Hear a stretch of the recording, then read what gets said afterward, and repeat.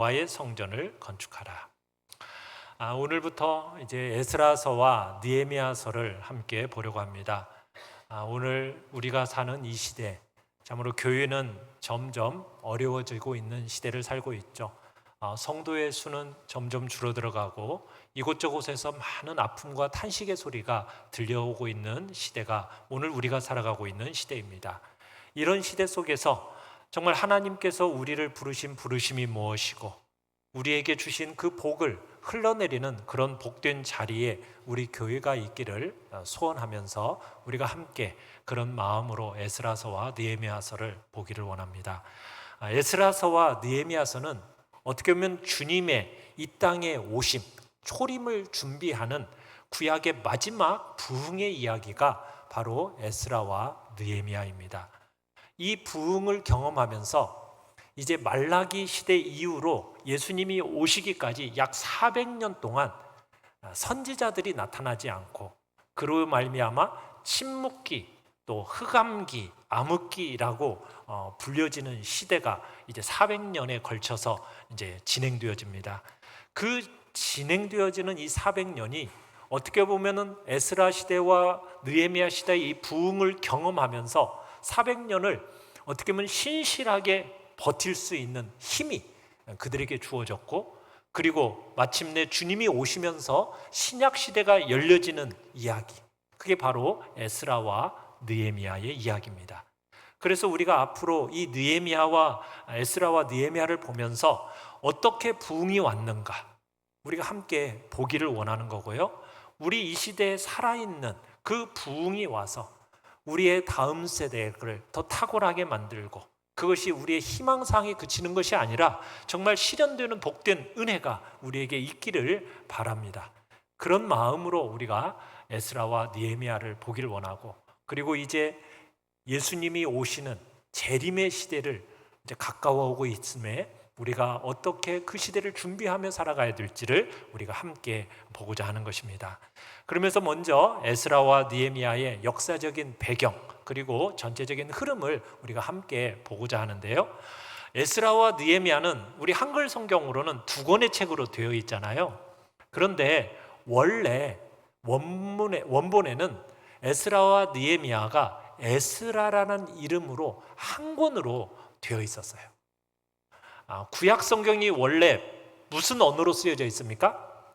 히브리어로 쓰여져 있습니다. 자, 그런데 유대인들이 전 세계 각지로 흩어지면서 이제 히브리어로 기록되어 있는 이 구약 성경을 읽지 못하는 그런 세대가 와버린 거예요. 각 세계 각지로 흩어지다 보니까 유대인들이 세계화가 되면서 외지에서 태어난 많은 유대인들이 히브리어를 못 읽는 거예요. 단지 그때 공용어인 헬라어만을 사용하게 된 겁니다. 그래서 이제 히브리어로 된 이 성경을 헬라어로 번역하는 작업이 이루어지게 돼요. 그래서 이 구약 성경을 다음 세대에게 전해주기 위해서 헬라어로 번역된 성경이 탄생되어지는데, 그 성경을 가리켜서 70인경 이렇게 부릅니다. 왜 70인경이라고 부르게 되었느냐면 70명의 사람이 번역했다라고 해서 70인경이 되었어요. 그런데 이 70인경 성경에 보면 에스라와 느헤미야가 한 권으로 되어 있습니다. 여러분, 이 성경이요, 원본이 지금 존재할까요? 존재하지 않을까요? 원본, 처음 기록된 원본이 존재하지 않습니다. 이 원본을 필사한 사본들이 지금 존재하고 있어요. 그 사본들 중에서 제일 신뢰성 있는 사본을 가리켜서 마소라 사본이라고 하는데, 이 사본을 연구하고 보존하는 학자들이 있어요. 그들을 마소라 학자들이라고 불러요. 이 사람들은 이 사본의 정확성을 보존하기 위해서 구약의 각 권의 책들이 끝날 때마다가 마지막에다가 그 히브리어가 몇 단어인가 이것을 숫자를 세가지고 마지막에 기록을 해놨어요. 그런데 에스라가 끝날 때는 그 단어의 숫자가 기록되어 있지 않습니다. 그러다가 느헤미야가 끝날 때쯤에 에스라와 느헤미야를 합쳐놓은 그 단어의 숫자가 기록되어 있는 거예요. 이런 걸 볼 때 에스라와 느헤미야는 원래 몇 권이었다? 한 권의 책이었다라는 것을 우리가 보는 겁니다. 그리고 느헤미야 1장을 보면 우리 한글말 성경에서는 아닥사스다 왕 제20년이라고 이렇게 기록되어 있는데, 원문에는 아닥사스다 왕이 빠진 채 그냥 20년이라고만, 왕의 이름이 등장하지 않고 20년이라고만 쓰여 있어요. 이런 걸 볼 때에도 느헤미야를 기록했던 저자의 관점에서 보면 느헤미야서는 에스라의 연장선상에서 읽혀지기를 원했던 거죠. 이런저런 이유를 살펴볼 때 에스라와 느헤미야는 원래 몇 권이었다? 두 권이 아닌 한 권이었음을 우리에게 보여주고 있는 거죠. 자, 그러면 에스라가 몇 장인지 아세요? 총 에스라가 10장, 느헤미야는요 13장, 둘이 합치면 23장. 그 23장이 된 한 권의 책처럼 우리가 에스라와 느헤미야를 볼 겁니다.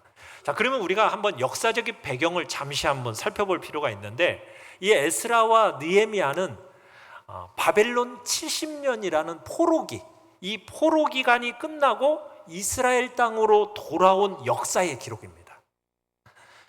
그 구약의 역사의 말미를 장식하고 있는 게 에스라와 느헤미야예요. 여러분, 이스라엘이라는 나라가 탄생하게 된 것은 애굽 땅에서 400년 동안 야곱의 족속들이 노예 생활을 하잖아요. 그러다가 이 430년이 지난 후에 모세라는 인물을 통해서 이제 출애굽을 하게 되죠.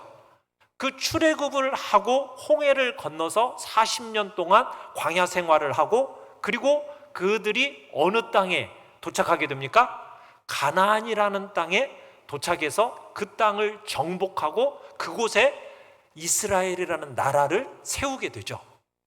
그 이스라엘이라는 나라를 세우면서 황금기를 이루었던 왕이 있습니다.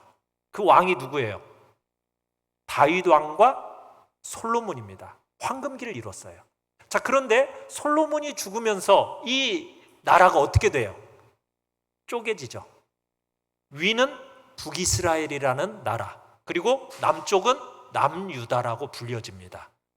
자, 그런데 원래도 좀 가나안 지역이 그렇게 넓은 땅이 아니었는데 나라가 두 동강이 나다 보니까 그 나라가 약소국으로 전락이 돼버린 거예요. 그러면서 주변의 많은 나라에 침공을 받게 됩니다.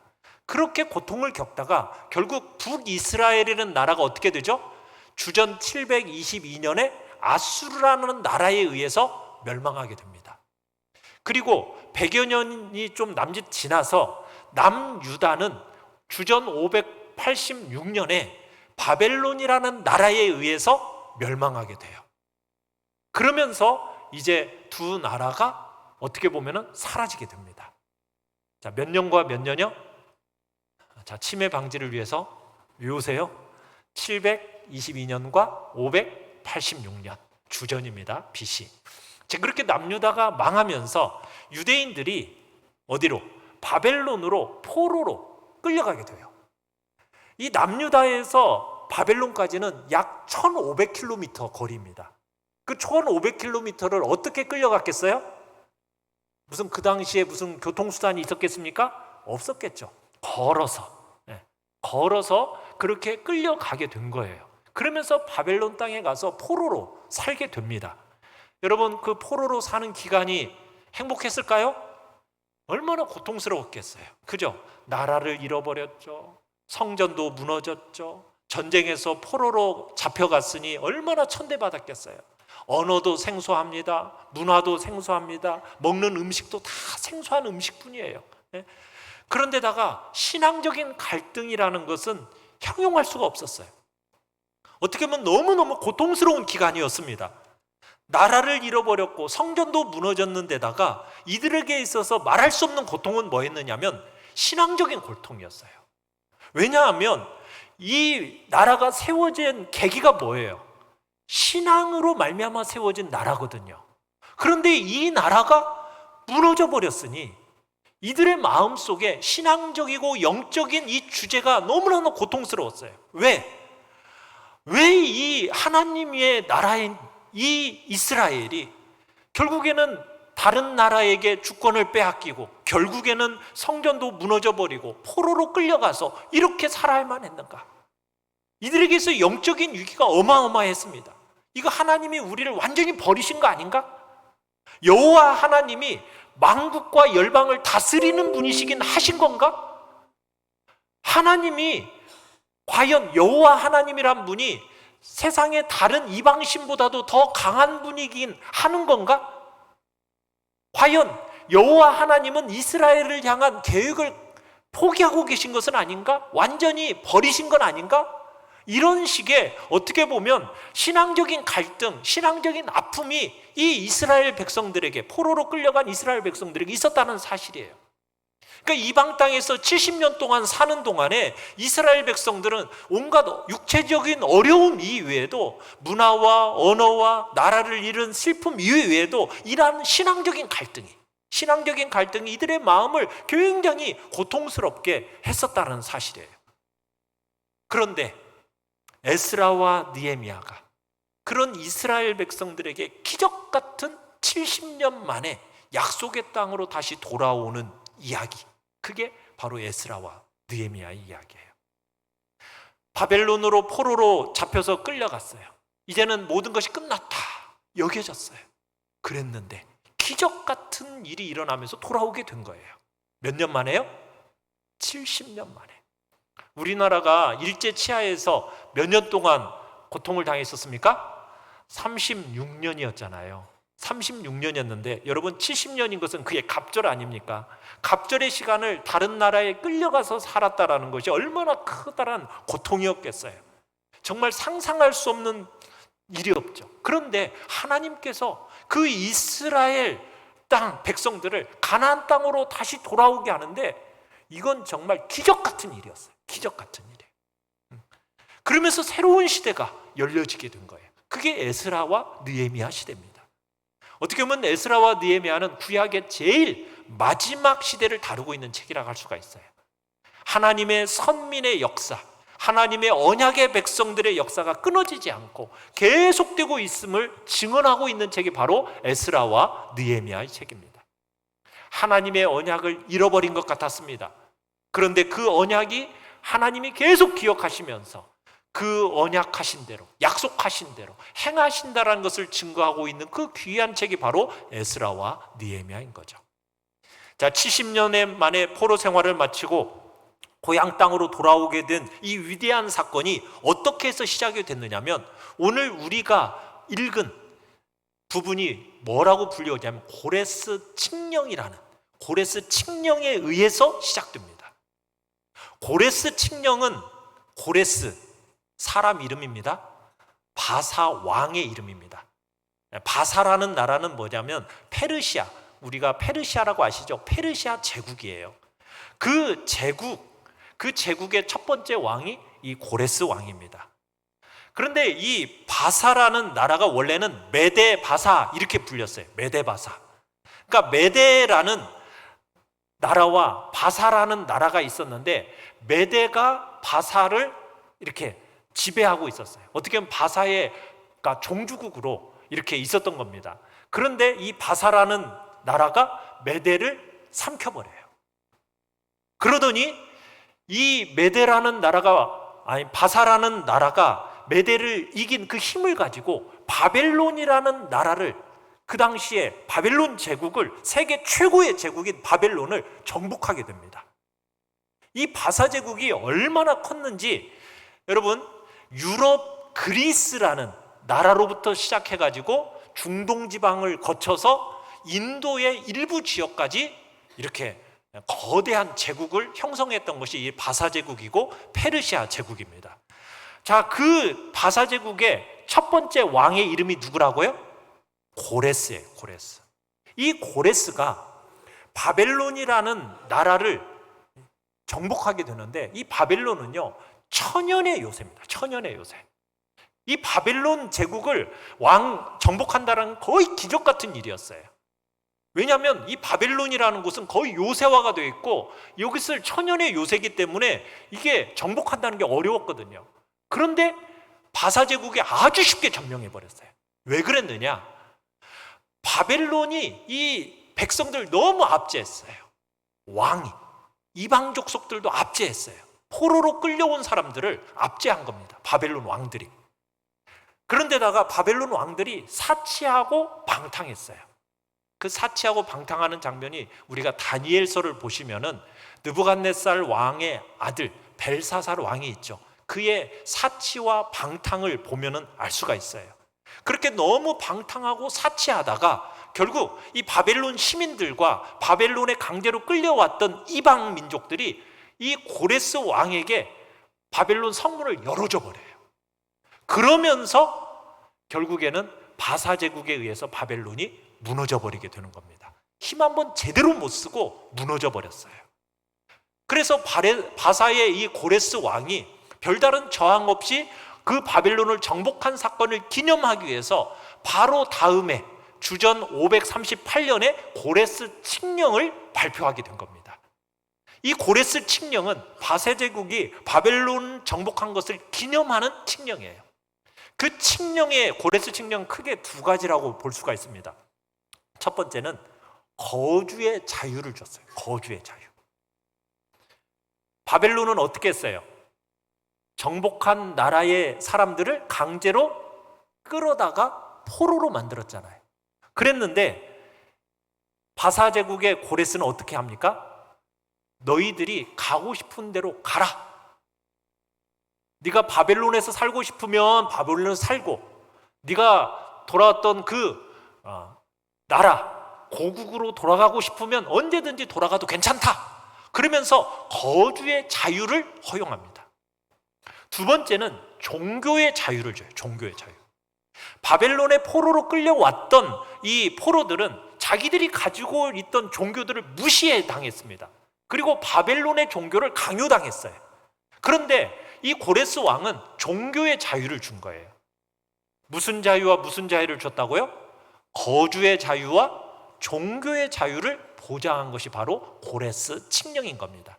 이게 주전 538년이에요. 오늘 성경은 그 강조를 약간 다르게 하면서 고레스 칙령이 기록되어 있는데요, 2절 3절을 다시 한번 읽어보도록 하겠습니다. 오늘 본문 2절 3절입니다. 시작. 바사왕 고레스는 말하노니 하늘의 하나님 여호와께서 세상 모든 나라를 내게 주셨고 나에게 명령하사 유다 예루살렘 성전을 건축하라 하셨나니 이스라엘의 하나님은 참 신이시라. 너희 중에 그의 백성된 자는 다 유다 예루살렘으로 올라가서 이스라엘의 하나님 여호와의 성전을 건축하라. 그는 예루살렘에 계신 하나님이시라. 자, 여러분, 에스라와 느헤미야서를 관통하고 있는 주제가 무엇인가?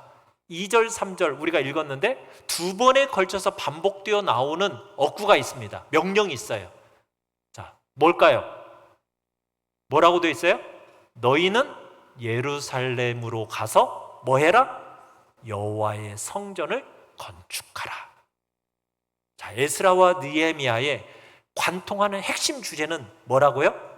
여호와의 성전을 건축하라는 것.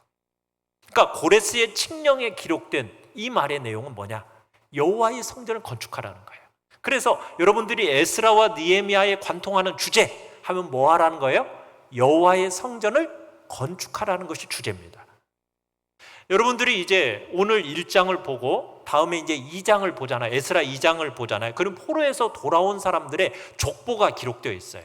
그리고 이제 3장부터 6장까지 성전을 건축하는 내용이 나옵니다.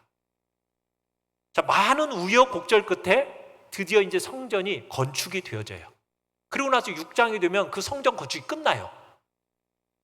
그러면 성경이 끝나야 하잖아요. 성전 건축이 끝났으니까. 근데 에스라 6장에서 예루살렘 성전이 완공된 것을 끝나지 않고 성경 이름이 뭐예요? 에스라잖아요. 근데 에스라는 6장까지 나오지도 않아요. 어디에서부터 나오냐? 7장부터 나와요. 그러면서 이 6장부터 10장까지는 무슨 얘기가 나오느냐? 에스라가 바벨론에서 있었던 사람들을 데리고 다시 오는 장면. 그러면서 여호와의 성전을 건축한다라는 것이 단지 건물만을 건축하는 얘기가 아니라는 것을 우리로 하여금 얘기하고 있는 거예요. 그러니까 여호와의 성전을 건축하는 것은 단지 건물 짓는 게 전부가 아니라는 거예요.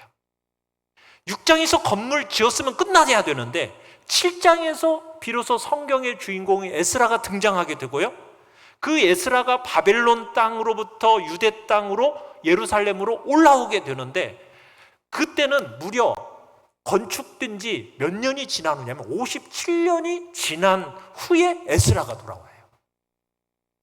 그러니까 여기에 중요한 메시지가 담겨 있는 거죠. 에스라 7장부터 10장까지는 제사장이고 율법학자인 에스라가 돌아온 이야기를 기록하고 있어요. 요즘 말로 말하면 신학자이고 목회자인 에스라가 돌아온 겁니다. 그러면 에스라가 돌아와서 무슨 일을 했습니까? 7장부터 10장까지 기록하고 있는 내용은 뭐냐면, 그가 하나님의 진리의 말씀을 가지고 그 언약 백성들을 가르치는 내용이 나옵니다. 그러니까 지어진 성전에 모여서 예배를 드리고 하나님의 말씀을 듣는 언약 백성들에게 율법을 가르치고 하나님의 말씀을 가르쳐서 말씀에 순종하는 그런 하나님의 백성을 세우는 장면이 7장부터 10장까지의 이야기라는 거예요. 그러니까 다르게 표현하면 결국 하나님의 언약 공동체를 세우는 겁니다. 거룩하고 순결하고 구별된 삶을 살아가는 하나님의 언약 공동체.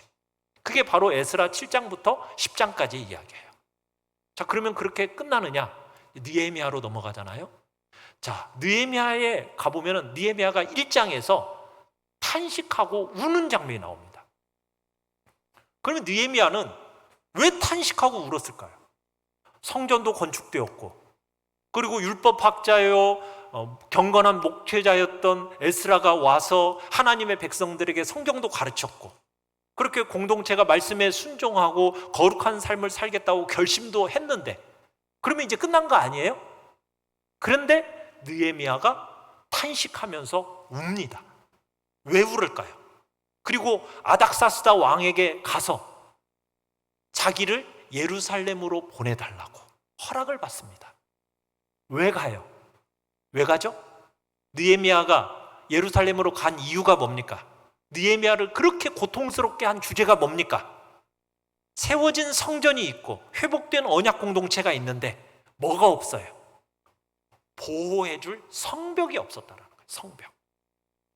예루살렘 성벽이 무너져 있었기 때문에 느헤미야가 그렇게 아파하며 울었던 거예요. 그래서 느헤미야가 돌아가서 성벽 짓는 이야기가 느헤미야 1장부터 7장까지 나옵니다. 근데 느헤미야가 몇 장까지 있다고 그랬어요? 13장까지 있잖아요. 그럼 7장까지 하고 그러면은 8장부터 9장, 10장까지는 무슨 얘기가 나올까요? 헌당 예배를 드리는 장면이 나옵니다. 헌당 예배. 예루살렘 성전은 분명히 70년 전에 지어졌어요. 515년에 완공이 됐거든요. 그러면은 에스라가 오기 57년 전에 지어졌고 느헤미야는 주전 444년에 돌아왔으니까 거의 70년 전에 이미 지어졌는데, 느헤미야 8장에서 10장에 이르러서야 드디어 하나님 앞에 감사 예배, 헌당 예배를 그때서야 드리는 거예요. 그러면 에스라, 느헤미야 이 전체 하나의 책이 우리에게 말하고 싶어 하는 바는 뭐냐? 여호와의 성전이라는 게 무엇인가를 말하고 싶었던 거예요. 여호와의 성전이 뭐냐? 이스라엘 백성들이 바벨론의 포로로 잡혀갔다가 다시 돌아와서 고레스 칙령에 말하기를 여호와의 성전을 건축하라 말했는데, 여호와의 성전을 건축하고 지었고 그리고 헌당 예배를 드리는 것이 느헤미야의 때에 와서 완성이 되어졌다면, 그러면 여호와의 성전이라는 게 무엇인지를 삼중적으로 우리에게 말하고 있는 거예요. 제일 먼저는 에스라 1장에서 6장까지 성전 건물을 지었어요. 그리고 에스라 7장에서 10장까지는 57년 후에 에스라가 백성 일부를 데리고 와서 예루살렘 땅으로 다시 와서 말씀을 가르칩니다. 말씀에 순종하고 말씀에 순종하는 거룩한 삶을 사는 언약 공동체인 백성들을 양육해 내는 거죠. 사람들을 길러내는 겁니다. 거기다가 회복된 언약 공동체, 지어진 성전, 그 사람들을 보호하기 위한 뭐가 필요하다고요? 예루살렘 성벽이 지어져야 돼. 그래야 뭐가 완성이 되는 겁니까? 성전이 완성이 되어지고 헌당 예배가 드려지는 거예요. 그러니까 여호와의 성전을 짓는다고 말할 때 성전은 무엇으로 구성되느냐? 첫 번째는 건물, 두 번째는 사람, 세 번째는 성벽으로 구성이 되는 거예요. 우리가 이것을 염두에 두고 우리가 에스라와 느헤미야를 보게 되는데 이것이 우리에게 있어서 중요한 이야기를 하고 있어요. 여러분, 우리가 꿈꾸는 부흥이라는 것은 무엇입니까? 부흥이 뭐예요? 건물 크게 지어놓고 거기에 사람들만 모아놓으면 그게 부흥일까요? 그게 아니라는 거죠. 건물이 있다면 그 안에 사람이 있는데 그 사람들을 어떤 사람으로? 하나님의 말씀에 순종하고 거룩하고 성결하고 구별된 하나님의 언약의 백성들의 공동체로 세워내는 것이 그게 성전입니다. 그뿐만이 아니죠. 어떻게 보면은 하나님의 그 귀한 성령과 진리의 말씀 안에서 눈에 보이지는 않지만, 지금은 눈에 보이지 않죠. 그런데 불말과 불병거와 같은 그런 공동체를 보존하도록 성벽으로 둘러치는 것, 그것이 바로 성전을 건축하는 일이에요. 우리 교회 안에 그런 일들이 일어나야 된다는 거예요. 건물을 짓고 다음 세대들까지 채워놓고, 그래서 하나님의 정말 말씀에 순종하고 충성하는 거룩하고 성결한 언약 공동체, 그리고 그들을 보호할 불말과 불번거로 성벽을 둘러치는 것, 이 일이 우리에게 있어야 된다는 얘기입니다. 고레스 칙령을 통해서 성전을 짓도록 명령하시던 하나님께서 고레스를 통해서 언약 백성을 다시 일으키시고 그리고 성전을 다시 짓도록 말씀하셨던 것처럼 오늘 우리에게도 동일한 말씀을 하고 계시는 거예요. 성전을 지으라. 그 성전을 지으라는 의미를 우리가 어떤 의미로 받아들여야 될지 생각해야 되는 거죠. 삼중적인 관점에서 우리가 우리의 부름을 바라보고 우리를 준비하는 일이 실제적으로 있어야 된다는 얘기입니다.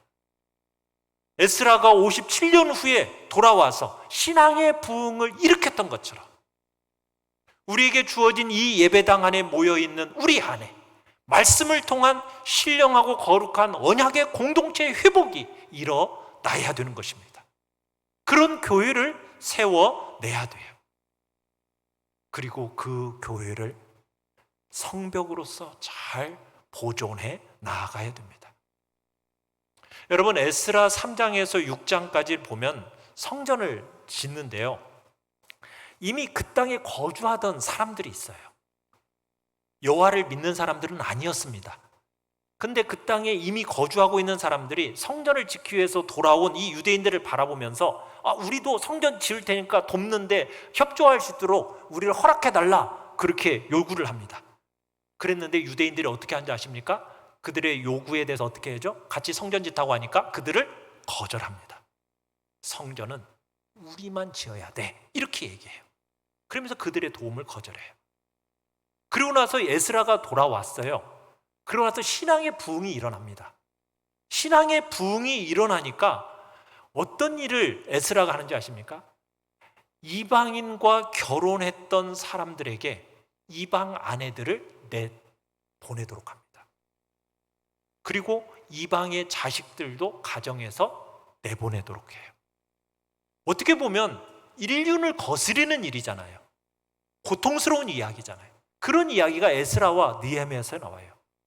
근데 여러분, 이런 본문들을 다룰 때에는 오늘 우리 이 시대의 관점으로 그것을 읽으면 안 돼요.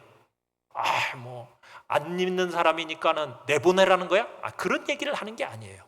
우리가 시대 속으로 들어가서 그 시대를 살았던 사람들의 그 부름이 무엇인지에 대한 관점에서 우리가 성경을 봐야 됩니다. 그 시대를 읽어야 돼요. 여러분, 이 시대는 어떤 부름을 받고 있었느냐면 지금 모든 세계는 다 이방입니다. 그 가운데서 약 5만여 명의 사람들만 지금 예루살렘에 딱 모여 있는 거예요. 굉장히 가나안 땅에 말할 수 없이 정말 적은 무리가 있는 거예요. 대다수는 다 뭐예요? 믿지 않아요. 여호와를 믿는 무리는 너무나도 적습니다. 그런데 그 사람들에게 있어서 부름은 뭐냐면 너희들에게 주어진 이 신앙의 유산을 보존하라는 거예요.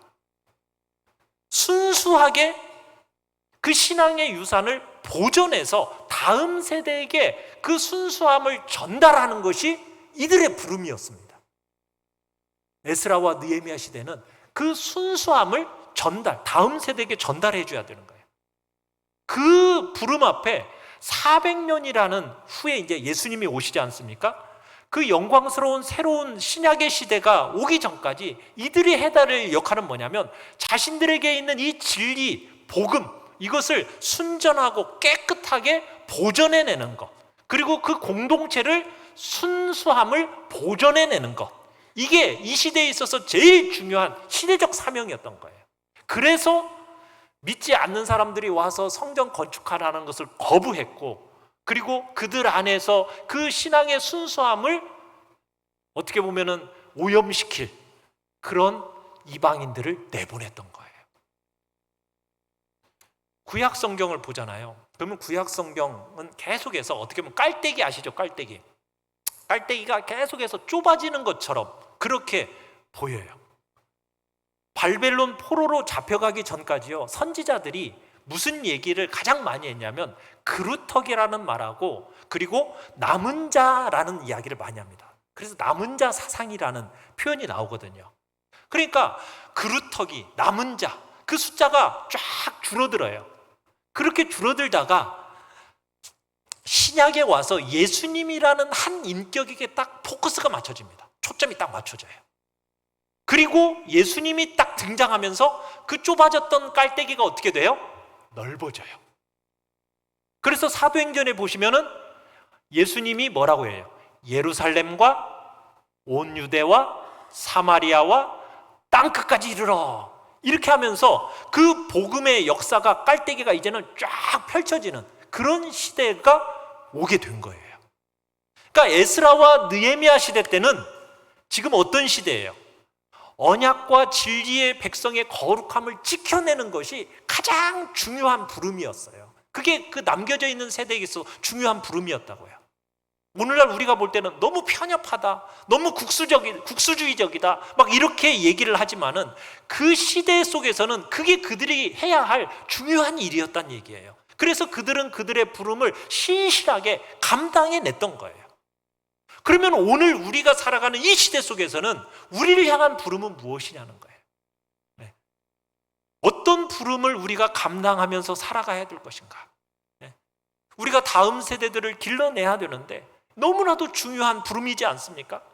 그렇다면 그 다음 세대를 향하여서 우리들을 능가하는 탁월한 세대들을 길러내야 돼요. 그런데 그들이 어떤 사람들이 되어야 되겠습니까? 진리와 복음에 있어서 그들도 이 에스라와 느헤미야 시대처럼 혼합된 그런 사상으로 물들여서는 안 돼요. 근데 시대가 점점 어떻게 됩니까? 이단과 사이비는 창궐하는 시대입니다.